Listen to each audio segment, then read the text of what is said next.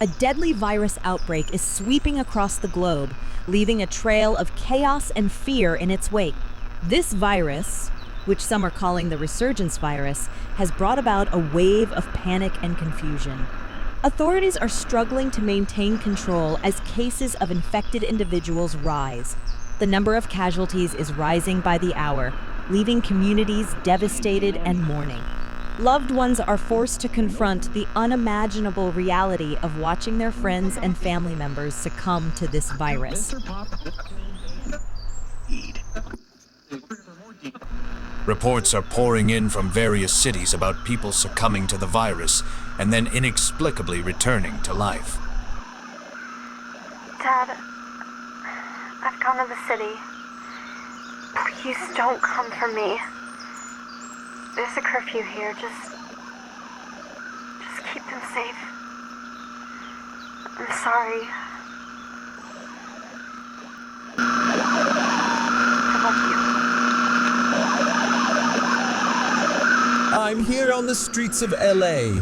Bustling neighborhoods are now deserted, the eerie silence interrupted only by the moans of the infected. Residents are barricading themselves in their homes, unsure of who they can trust.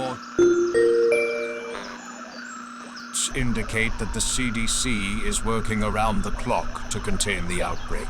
They're advising citizens to stay indoors, avoid any contact with the infected, and report any sightings to the authorities immediately. The infection is spreading rapidly, overwhelming hospitals and emergency services. Hospitals are now overwhelmed, and makeshift treatment centers are being set up to accommodate the growing number of patients. Good evening, I'm James Paker, and welcome to this special report on the ongoing Resurgence virus outbreak. Tonight, we focus on a vulnerable population that's at the forefront of this crisis: the homeless community in Los Angeles. The homeless population, already facing numerous challenges, now finds itself in the crosshairs of the virus's deadly spread. In a heart-wrenching twist, the very individuals society often overlooks are now bearing the brunt of this pandemic. I'm here on the streets of Los Angeles, where the homeless population is grappling with the devastating impact of the Resurgence virus. Overcrowded shelters, lack of access to sanitation facilities, and limited healthcare options have created a perfect storm for the virus's rapid transmission. As we've seen, the virus doesn't discriminate. And the homeless population, lacking the resources to protect themselves, faces an even graver risk. I mean, what is it going to take for me to, you know what I mean, basically like get out from over here? And she said, why didn't I take what was offered? And so it's like, not that I didn't want it, it's just, it's way out of my way from where I originally stay at.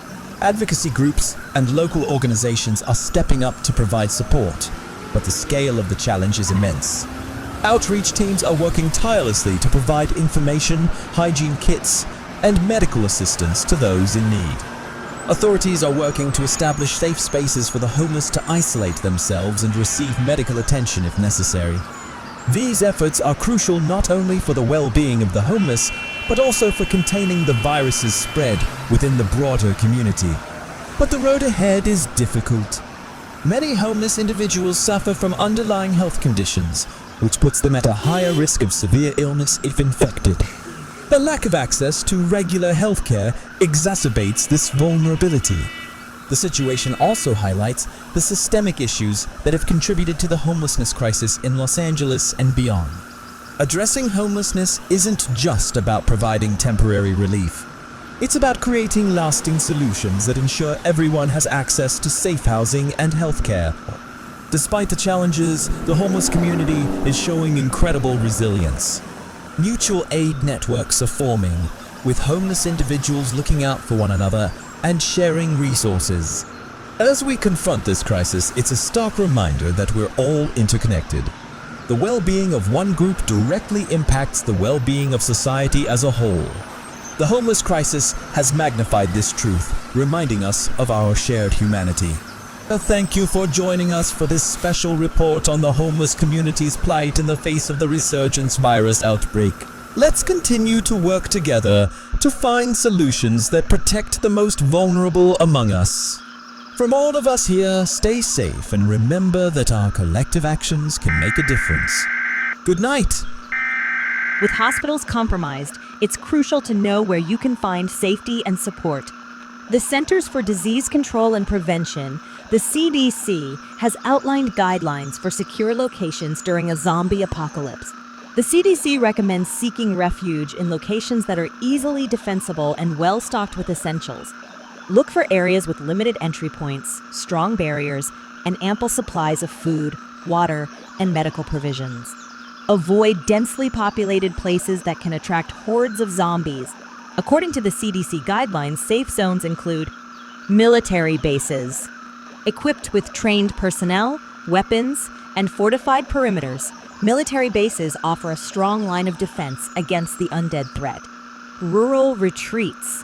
Remote cabins, farms, or isolated communities can provide safety away from urban centers and the masses of infected. Prisons. With secure walls and facilities, prisons can serve as viable safe zones. Just be cautious of any remaining inmates. Underground facilities.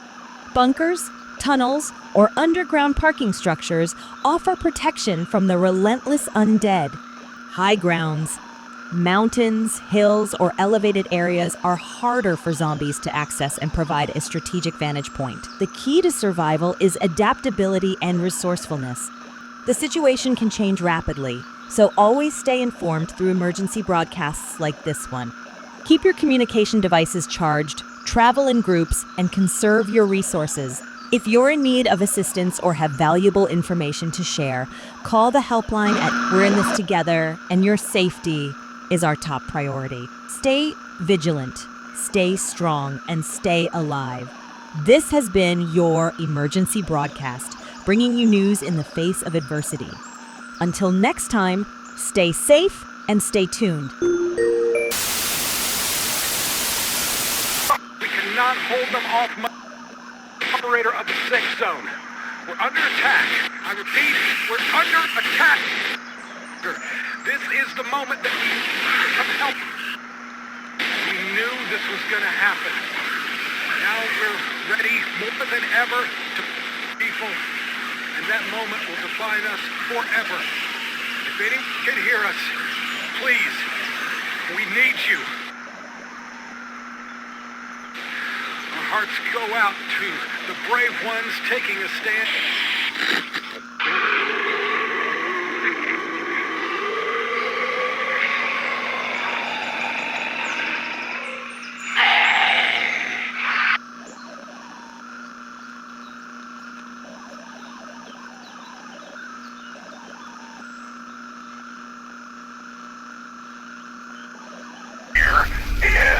Not pressurized, and I'll tell you why that's even something I'm thinking about was because over right now on the East Coast, these guys are talking about this craziness with these people getting sick or ill and attacking other people. And I'm just telling you right now, I don't think it's real. I don't think the whole thing is, it's gotta be fake, it's gotta be something, you know? Everybody's talking about them getting sick or having some sort of problems, and it just doesn't make any sense, man. It's just, you gotta understand what's going on over here, you know? It's probably just something in the water. Everybody wants to worry about stuff, and you gotta relax with this. You just gotta let it flow. And that's why I think we over here, I mean, that's the beauty of being in the weather that we're in. Everything is nice and warm. Nobody ever gets sick that much because of, you know, the weather that's coming. So a lot of people right now want to get really worried about what's coming out there, thinking, hey, can it be over here? And, you know, that's the thing is that's why we filter our water and we get it from where it's safe and healthy, and we just kind of cover ourselves, you know, because that thing is, it makes it so we can't be affected by the stuff, you know?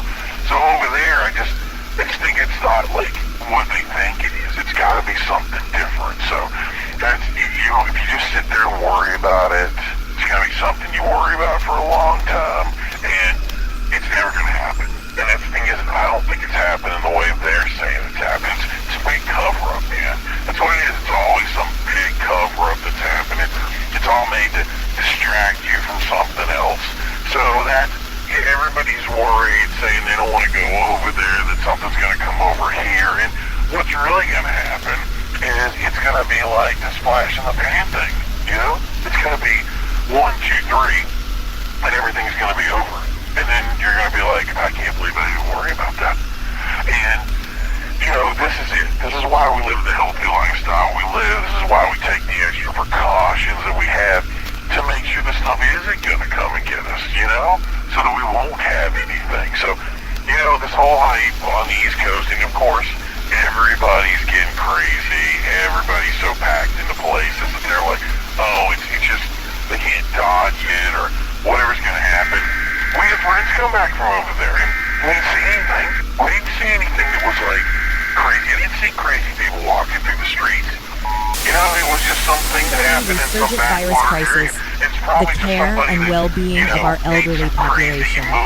As our world grapples with unprecedented challenges, we shed light on the struggles faced by our senior citizens and the strategies in place to support them. In these times of uncertainty, our senior citizens confront a host of unique challenges. From mobility limitations to medical needs, the impact of isolation, and more, their journey through this crisis is both poignant and vital to explore. Tonight, we bring you an in-depth look at the obstacles faced by our elderly and the strategies put forth to ensure their safety and well-being. The elderly face heightened vulnerability due to reduced mobility, particularly during moments of crisis. Navigating hazardous terrain in the presence of a resurgent virus can be treacherous. With healthcare systems strained to their limits, many seniors struggle to access essential medical care and medications. Their health is on the line as they contend with limited resources. As social interactions dwindle due to lockdowns and evacuation protocols, the elderly grapple with the debilitating effects of isolation, leading to feelings of loneliness and despair. Technological advancements often leave older generations disconnected from vital information channels. Accessing critical updates on safe zones and emergency procedures poses a challenge. Reading safe zones tailored to the elderly is imperative. Equipped with medical facilities and essential supplies, these zones also accommodate mobility challenges. Dedicated medical teams are stepping up to bridge the healthcare gap, providing crucial services to elderly individuals in their sheltered environments. These teams are a lifeline. Volunteers are lending a hand to the elderly, assisting with tasks such as carrying supplies, aiding mobility, and providing much-needed companionship. Blending traditional media like radio with modern methods ensures that emergency broadcasts reach every segment of the population, including the elderly. Remote counseling services and virtual support groups are vital resources combating the emotional toll of isolation and depression. As we face these daunting times, the resilience of our society is measured by our commitment to safeguarding every citizen, regardless of age. Through understanding, compassion, and action, we can stand together, ensuring the well-being and security of our elderly population. Should you have elderly family members in need or wish to extend your support, please reach out to the helpline. Let's remember that even as the resurgent virus challenges our world, our humanity and unity remain unwavering. Thank you for joining us for this special report on the genuine impact of the resurgent virus on the elderly. In these trying times, our collective empathy and determination make all the difference. Stay informed, stay connected, and most importantly, stay safe.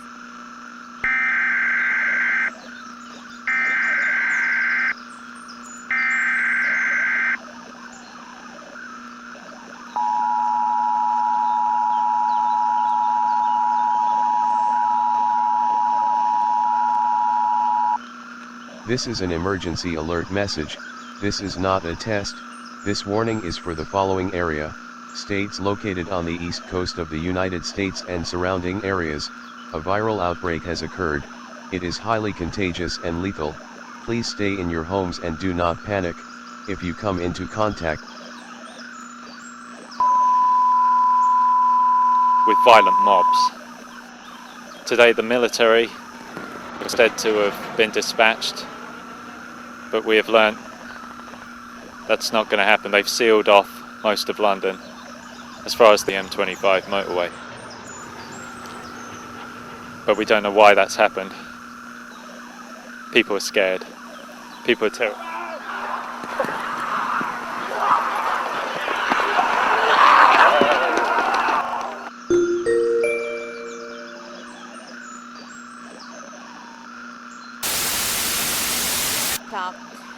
Ma non tutti ci sono riusciti.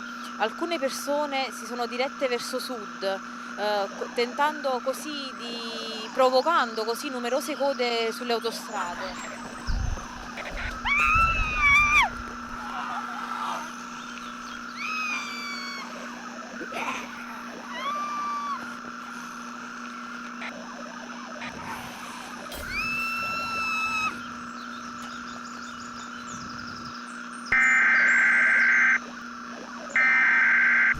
Level 1, flu-like symptoms, initially mistaken for Ebola.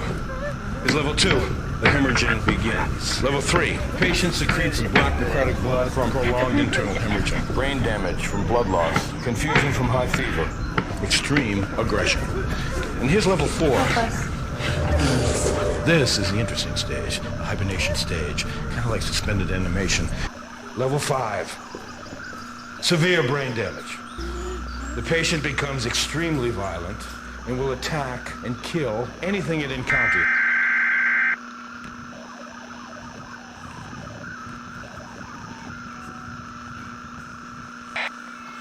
Vi ripeto, non uscite di casa. Tutti quelli che escono andranno incontro a una forza mortale. Questa è per la vostra sicurezza. Attenzione, attenzione, non uscite di casa. Tutti quelli che escono andranno incontro a una forza mortale.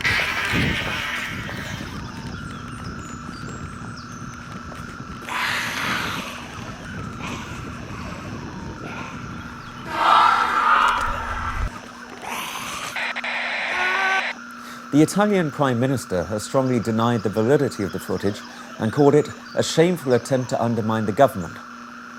Now, we'll shortly be going live to our correspondent in India, where there have been reports in the past 24 hours of a deadly disease spreading rapidly across much of the country. As yet, the cause and nature of the disease are unknown. We now go to our India correspondent live in New Delhi, where the situation is rapidly worsening. So, what is happening there on the streets, Jason? Well, yes, Richard, currently the disease is still unknown. We have reports of rapid infection followed by toxic shock soon after the victims' hearts have stopped. However, these reports are largely unconfirmed. It also seems that mass hysteria and panic has turned into violence, causing mass riots, involving literally tens of thousands of people. We've also been told that victims of the disease have become very violent and also responsible for hundreds, if not thousands, of deaths. It is also said that they attack any humans that they come in contact with, even friends and family. Do they know how the disease is spread yet? No, unfortunately, we still have no solid evidence of how the disease has spread. Although anything at this point would be pure speculation, doctors, however, have been trying to examine victims in the quarantine, but this is proving to be difficult because they are not able to be sedated properly and they are very violent. Despite reports that victims have been dying within hours of contracting the virus. Do you have any idea of the current number of victims in India? Have the Indian government released any of that information yet? Well, yes, as you know, India has one of the biggest populations in the world, and this disease, we've actually been told this disease has spread across the Mumbai slums already, and there's been reported outbreaks in at least 5 other major cities. There's also current estimates by the government that indicates that there are 900,000 casualties in the last 24 hours. So what warnings and help are the Indian government giving the people? Well, the Indian government is urging people to stay calm and stay indoors. They've been told people not to go near any victims, only to go out in extreme emergency, and otherwise people should stay in their homes at all times. All foreign nationals have been told to return to their countries as soon as possible, and all inbound flights have been diverted away from Indian airspace. Well, I'm afraid we're going to leave it there. Thank you, Jason. Thank you, Richard. We're joined in our studio now by Alec Charles, spokesman for the Ministry of Defence. Mr. Charles, thank you for joining us. Now, do you think the military's handling of the current crisis has been sufficient? Yes, our response to the crisis has been swift. We've been working hard to bring the situation under control, and we're doing everything possible to contain the problem. I can confirm that a buffer zone has been set up around London to ensure the violence doesn't spread any further. Yes, but Mr. Charles, the government has been heavily criticised for not redeploying military units stationed overseas here in the UK. Now, these troops account for a large percentage of our military strength. In light of the worsening situation, will this option now be reconsidered? Our forces overseas will remain exactly where they are. Our commitments haven't changed, and we've assured the international community that Britain will not be bringing her troops back home. This is a global problem, and our forces overseas are needed more than ever before. We're confident that here in Britain, we can restore law and order with our existing level of troops. Well, surely, Mr. Charles, this can't be the case. Many people see the creation of this buffer zone as separating London and parts of the south of England a clear indication that the military have in fact lost control and that millions of people are being abandoned. That is absolutely not the case. We've installed martial law across the whole of the south of England. There's a 24-hour curfew in place. People have to stay at home for their own safety's sake until this problem has passed. Now, we've had unconfirmed reports that all military units and emergency service personnel currently operating south of this buffer zone have in fact been ordered to withdraw. Now, how can you possibly expect to maintain a curfew if any kind of law enforcement has been withdrawn from this area? The gangs of rioters in their thousands are swarming through the streets of London at the moment. They're destroying buildings, they're attacking people indiscriminately. At the moment, we're in a strong position to stop the violence in its tracks. We've got the buffer zone in place, and that acts as a vacuum between the rioters and the rest of the country, enabling us to control and contain the violence, which is our highest priority. It's widely thought that these riots actually began in London. Now, if this was the case, surely swift intervention by the military working in conjunction with the emergency services would have been enough to contain the situation and keep it limited to London. However, we now know that London has been cordoned off by the military and no attempt whatsoever is being made to intervene. And in fact, to restore law and order in the capital other than that already being made by London-based emergency services. Before this widespread violence reached Britain, dozens of other countries affected with similar outbreaks of lawlessness and rioting, including the United States, decided to impose a national health hazard, and they attempted to quarantine the affected areas. Having information about this in advance of any rioting breaking out in this country, we decided, because of that, to proceed with caution when approaching the problem. I'm sorry, Mr. Charles, I'm unsure exactly what it is you're saying. Are you trying to say to me that we're dealing with a breakdown of law and order, or is this in fact a pandemic? We're not sure at the moment. Okay, well, I think we'll have to end it there. Thank you for your time. I'm told we're now going live to our military correspondent. I'm just outside the town of Sandy in Bedfordshire. Sandy has a population of about 12,000 people. About 4 hours ago, the army moved into the town, including the troop I'm currently attached to, in order to aid the police in this evacuation. Well, what's happening there now? Has the evacuation been successful? Well, as you can see, the town's directly behind me. The military have left the town and withdrawn to one of the outlying hills, so it appears as though the evacuation has been abandoned. Well, do you know why? Are those gunshots we can hear in the background? Yes, we've been hearing sporadic gunfire for the past 20 minutes, so it seems as though the pandemic has reached us here and the military are engaging those affected. Victoria, do you think the military will be able to contain the situation? Well, as I said earlier, the population here is 12,000. The military detachment assigned to the town was 50 or 60 soldiers, most of which we lost contact with at this stage, so it doesn't look good. We're now deep inside the buffer zone, which is a huge blow to the army's efforts to stop the spread of the virus.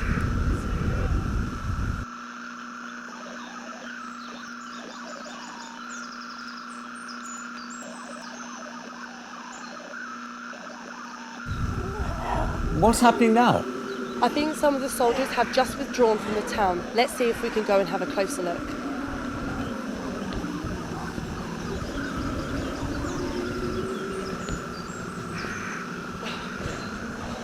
I think they're down here. Just need to get closer.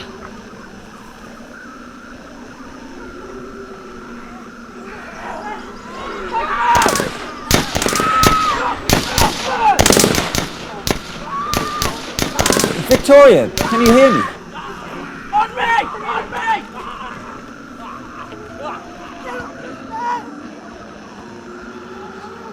No! Oh my god! Oh my god!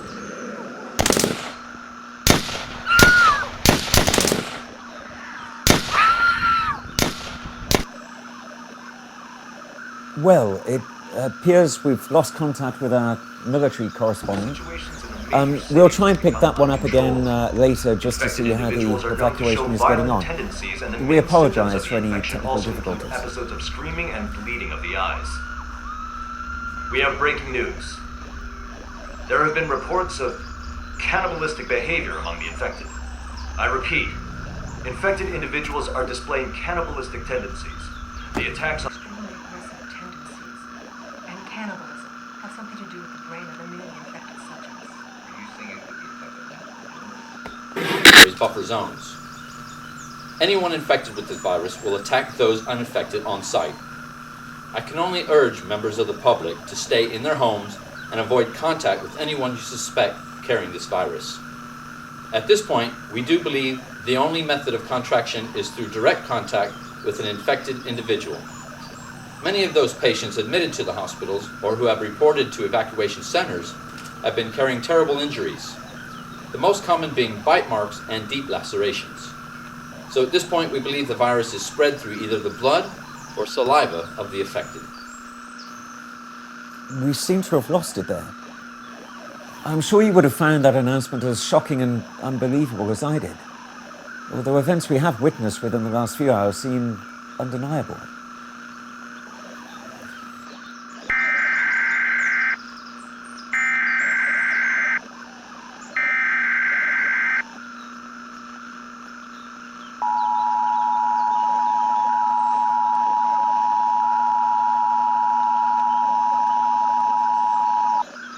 This is an emergency alert message. This is not a test. This warning is for the following area: states located on the east coast of the United States and surrounding areas. A viral outbreak has occurred. It is highly contagious and lethal. Please stay in your homes and do not panic. If you come into contact with a sick individual, please call the Centers for Disease Control immediately and quarantine individuals who present symptoms. Symptoms include but are not limited to seizures, convulsing, cold skin, sweating, anger, violent outbursts, extreme hunger and bleeding from the eyes, nose, mouth and ears. This is not a test. We are getting reports from all over the country that the recently deceased are rising up. These undead are attacking anything living, which is rapidly swelling their numbers. Advice from the police is to stay inside, lock all doors and windows, call 999 and stay as quiet as possible. If caught out in the open, run. Do not walk because they are much faster than they first appear. Do not confront them because any bite or open wound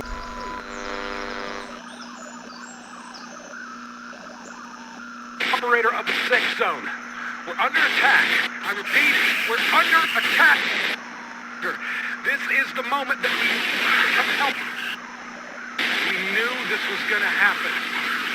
Now we're ready more than ever to people, and that moment will define us forever. If anyone can hear us, please, we need you.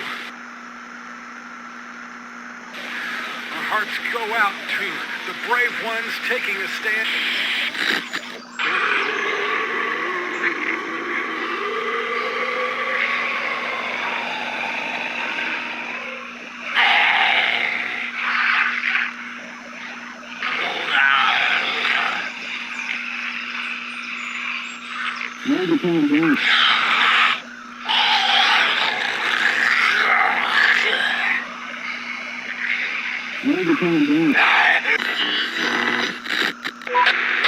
It doesn't seem like they can hear us. Maybe they're not listening at all. If we want to get to the source of that transmission, we'll have to go beyond our closest neighborhood.